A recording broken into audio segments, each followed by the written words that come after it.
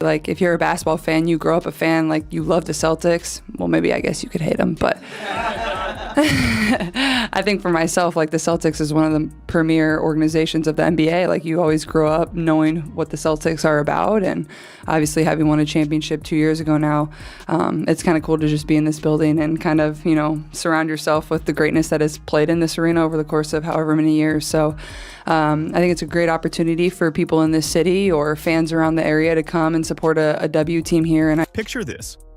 Caitlin Clark and the Indiana Fever walk into the historic TD Garden in Boston, playing the same Connecticut Sun team that gave her that infamous eye poke and body check back in June. The crowd? Packed with 19,156 screaming Fever fans who turned this away game into their home court. But here's what nobody saw coming. Clark was about to shatter not one, not two, but 3 WNBA records in a single night while outscoring the entire Connecticut Sun in the final 5 minutes. What happened next will give you chills. If you support Caitlin and the Fever, then comment, "I've got the Fever. Let's go." And I know their game last year had great attendance and great energy, so I'm expecting the same tonight. But for myself, like, you don't take these opportunities for granted. Like, it's always fun to go to a new arena and a new place and enjoy it, and I, you know, expect the same here tonight. The last time these two teams met, Jacy Sheldon's eye poke and Marina Mabrey's body check on Clark made headlines for all the wrong reasons. June 17th wasn't just another game. It was a masterclass in dirty basketball that left fans absolutely furious. The officials let the physical play spiral out of control. Multiple scuffles broke out. Players got ejected. And Clark? She took a beating that had the entire basketball world talking about player safety. Third quarter we go. They're trailing by 10. Keep an eye on her and Jacy Sheldon. Clark trying to back her down. Clark is okay. Sheldon fouls Clark, hitting her in the face. Clark is upset about that. Then everybody's upset about that. Marina Mabrey comes in. She decks Clark, tempers flaring on both sides. Fast forward to TD Garden, and you can feel the tension crackling through the air. This isn't just another regular season matchup anymore. This is personal. Clark walks into that historic arena knowing exactly what happened last time they faced the Sun. She remembers every cheap shot, every dirty play, every moment when the refs looked the other way. But here's where it gets interesting. Something feels completely different about this Fever team. The announcers here are saying, of course, Marina Mabrey is going to get ejected because that was unwarranted. She literally came out of nowhere and chucked Caitlin Clark. There should be a flagrant one, of course, on Jacy Sheldon because she swiped her and hit her in the eyeball. Whether it is intentional or not, you can still have a flagrant a flagrant foul called on you, whether you are trying to intentionally hurt somebody or not. But this is what they called, you guys. This is what they called. Caitlin Clark, Marina Mabrey, Tina Charles were assessed with technical fouls on Tuesday. Caitlin, Marina, and Tina Charles. Technical fouls. That's it. Technical fouls. That's it. And Jacy Sheldon was assessed with a flagrant 1 foul, and no players were ejected. The arena transforms into something magical. Despite being an away game, those 19,156 fans create an electric atmosphere that makes TD Garden feel like home court advantage for Indiana. The energy is absolutely insane. You can hear Fever chants echoing through the rafters of this legendary venue. These traveling fans didn't just show up, they took over. Sophie Cunningham steps into her role as Clark's enforcer. She's ready to defend her teammate against any repeat incidents. The Connecticut Sun tries to employ that same aggressive defensive strategy that worked before. They want to rattle Clark early with full court pressure and multiple defenders. Their plan? Let other Fever players score while they focus on containing the heart of the snake. But this time, the Fever are ready. Clark has her teammates backing her up in ways she didn't have before. The support system is rock solid. Every player knows their role. Every player is ready to step up when things get physical. The stage is set for redemption as Clark gets the protection she needs to play her game. Career for Allie. Clark trying to turn the corner. Oh, goes behind her back to find Howard. Really good interior passing and patience by You can see it in her eyes during warm-ups. You can feel it in how her teammates rally around her. This isn't the same Fever team that got pushed around in June. This is a squad that came to Boston with one mission: show the Connecticut Sun what happens when you mess with their superstar. Something clicked for Indiana when they put the ball back in Clark's hands and let her orchestrate the offense. You could see it immediately. The pace picked up. The energy shifted. This was the basketball that made the Fever dangerous earlier in the season. The Fever had been struggling to find their identity without their signature fast-paced style. Too many possessions ended with forced shots. Too many turnovers from players trying to do too much. The ball wasn't moving. Players were standing around waiting for something to happen instead of making things happen. That's not Fever basketball. That's not what this team was built for. That's kind of Leah corny. You can Boston tell me. day yesterday. It's okay. You can tell me when I'm corny. That's fine. Here comes Clark. Working against Sheldon. Slices in. Her, but deceptively, she is so quick and fast getting to the rim. Right here, gets up the floor with some force here. Jacy Sheldon doesn't even have the chance to react. The Connecticut Sun's defense was specifically designed to disrupt Clark's rhythm and force her into difficult shots. They threw multiple defenders at her every time she touched the ball. They pressured her full court. They made her work for every possession.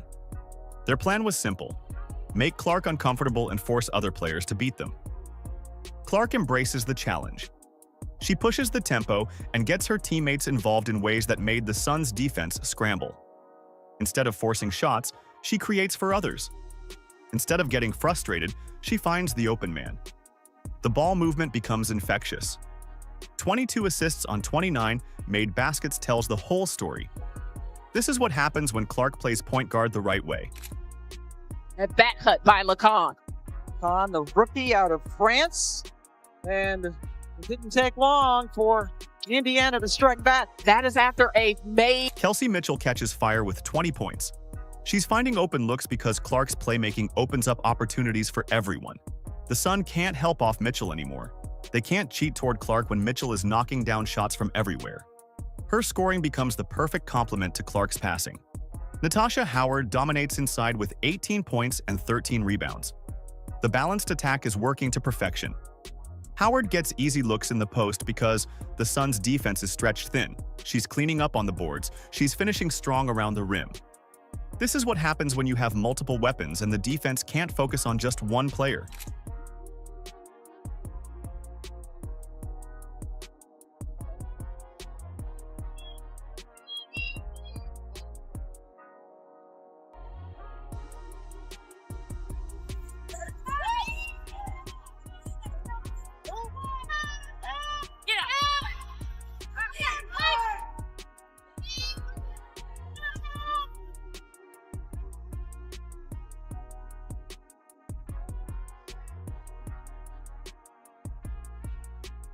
Sophie Cunningham provides crucial energy off the bench.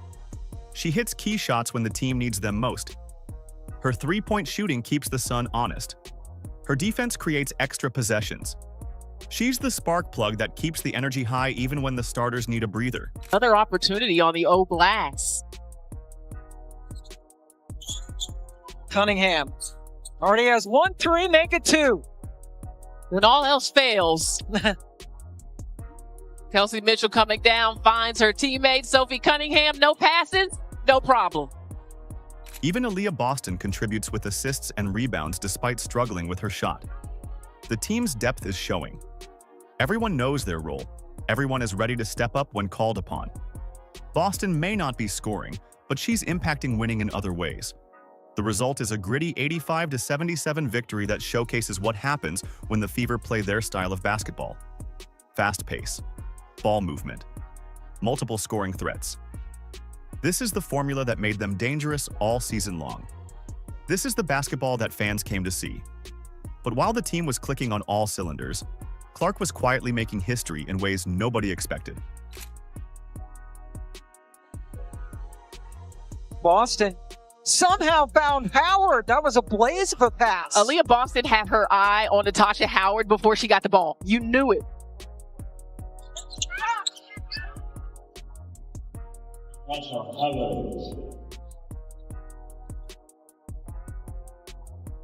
While everyone was focused on the team's performance, Clark was silently chasing 3 different WNBA records.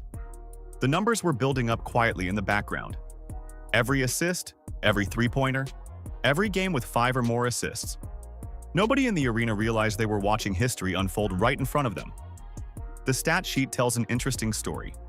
Clark's shooting numbers looked rough on paper. She went just 4 of 14 from the field, 1 of 7 from three-point range. Those are the kind of numbers that usually mean a bad night for a superstar. But here's where it gets interesting. Clark's overall impact was historic in ways that had nothing to do with her shooting percentage. And Sheldon is going to keep the pressure on Clark. You see Tina Charles with the responsibility of guarding Aaliyah Boston. High hedge on the ball screen on Clark. Inside perfectly. One thing you know about Tina Charles, she has every shot in her arsenal. Now Sheldon, the height disadvantage against Howard. Yeah, good recognition. The first record fell without any fanfare. Clark became the fastest player in WNBA history to reach 450 career assists. She did it in just 53 games. That's absolutely insane when you think about it. To put this achievement in context, the previous record holder was Ticha Penicheiro. She reached the same milestone in 62 games during the late 90s. Clark shattered that record by 9 full games. 9 games might not sound like much, but in a league where every assist matters, that's a massive difference. Yeah, you were announced today to obviously be in the three-point contest. Just what went into that decision, and what does it mean to do it for the first time in front of the fans in Indiana? Yeah, I mean, not much went into it other than yes, I guess. Obviously, it's exciting. I've never participated in a three-point competition before, never practiced before, so just go out there and have fun. I think the lineup of people competing is tremendous. So more than anything, it's just going to be really great for our league and for women's basketball as a whole, just to have a lot of fun and experience that. So yeah, I'm just excited. I think Friday, the skills competition, and that will be a really exciting time, and we'll lead right into Saturday of a really great game as well. But that's not all. Clark also became the fastest player to reach 150 career three-pointers in WNBA history. This record shows her ability to score from anywhere on the court. She's not just a passer. She's not just a scorer. She's a complete player who can hurt you in multiple ways. The speed at which she accumulated these three-pointers proves she adapted to the professional game faster than anyone expected. The third record might be the most impressive. Clark extended her streak of 5 or more assists to 40 straight games. That's the longest streak in WNBA history. 40 games of consistent playmaking. 40 games of making her teammates better. 40 games of proving she can create offense even when her own shot isn't falling. Offensive rebound by Nelson Adota, and this time she was stuffed by Howard. Hall spots up and nails it. The most incredible part comes in the final 5 minutes. Clark outscored the entire Connecticut Sun team by herself. Think about that for a second. One player versus an entire team. She took over when it mattered most. She found her rhythm when the game was on the line. She showed everyone why she's different from other players. 3 records in one night proves Clark's impact goes far beyond just scoring points. She's a complete player who affects winning in multiple ways. She makes her teammates better. She creates opportunities that didn't exist before. She changes the game just by being on the court. But just when everything seemed perfect, a single play would change the entire mood of the victory. Brutal. That's all you can say, and the look on Caitlin Clark's face said it all after she clearly tweaked her groin in the Fever win over the Connecticut Sun in what has been an injury-riddled season for Clark. And whether it was pain or frustration or a combination of both, you could see it weighing on her. In the final minute of what should have been a perfect night, everything changed with one devastating play. Clark made a pass to Kelsey Mitchell for a basket. Then, she clutched her right leg and grimaced in pain. You could see something was wrong immediately. She walked to the bench looking completely different from her usual self. Right here, she explodes. Makes the backdoor pass. And immediately grabs the inside of that right leg. Yeah, Clark appears to re-injure her right groin, the same area that had been bothering her recently. This wasn't just a minor tweak. This was the same injury that had sidelined her before. The same area that had been giving her problems throughout the season. You could tell this was serious by how she reacted. The cameras capture her visible distress and tears on the bench as the reality of the injury sets in. Clark was holding back tears. She looked devastated. This is a player who rarely shows emotion like this during games. The contrast was striking. 1 minute she's making history, the next she's fighting back tears on the bench. Timeout. Sun. Looks like she's in pain after that pass. Sun fans, please welcome to the floor, ladies and members of the Connecticut. She had been dealing most recently with a groin injury. Here's where it gets concerning. Groin injuries are tricky. They heal slowly. They're susceptible to re-injury. Dr. Jesse Moore, a regenerative medicine specialist, highlighted the challenges of groin injuries. He noted their slow healing process and how they can keep coming back. Even extended rest periods might not always be enough for complete recovery. In a sport that demands constant leg movement, these injuries can linger for extended periods if not properly healed. The timing couldn't be worse with All-Star Weekend in Indianapolis just days away.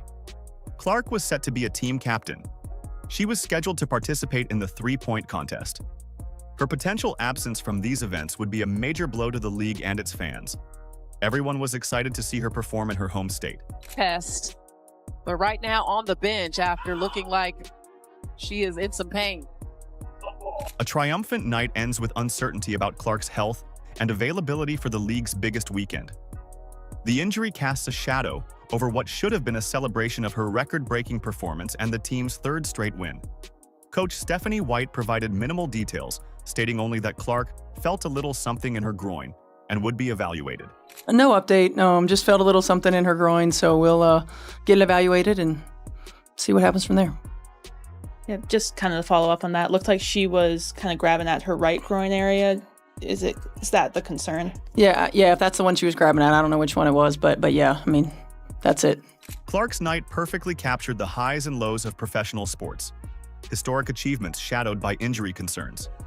3 WNBA records broken in one game, then tears on the bench in the final minute. That's basketball at its most raw and emotional. The Fever proved they can win when it matters most. Their third straight victory showed what happens when they play their style of basketball. But their success remains tied to their superstars' health and availability. Without Clark orchestrating the offense, this team looks completely different. As fans, we're celebrating 3 WNBA records while hoping Clark recovers for All-Star Weekend. Let's all wish Caitlin a speedy recovery down in the comments.